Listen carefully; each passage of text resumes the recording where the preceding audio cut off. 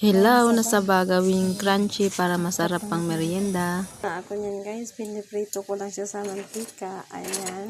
Choice ko guys, konting oil lang nilagay ko. Kung gusto nyong palutangin sa mantika, pwede rin to. Isa talaga yan para maging crunchy.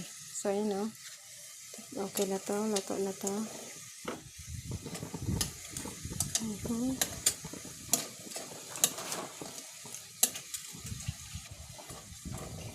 So ayan, malapit na maluto. So ito guys, luto na to. Tikman nyo natin.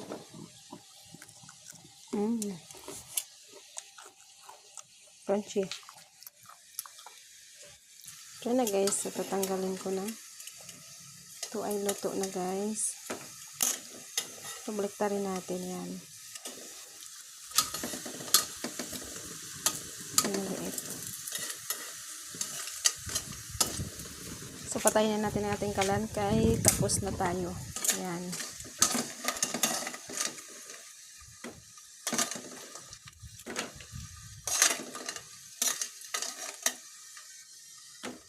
So masarap to guys, no? Ito yung hilaw na saba. So, kung ayaw nyo nang ilaga yung hilaw na saba, pwede nyo gawin ng crispy ng ganito. Ayan. So ayan na. Tapos na akong magluto guys. Pag meron kayong mga sabang hilaw, pwede nyo gawin ganito. I-fry nyo lang sa mantika yan. Sold na yung merienda natin ito guys. Ayan na. Thank you for watching. Bye bye.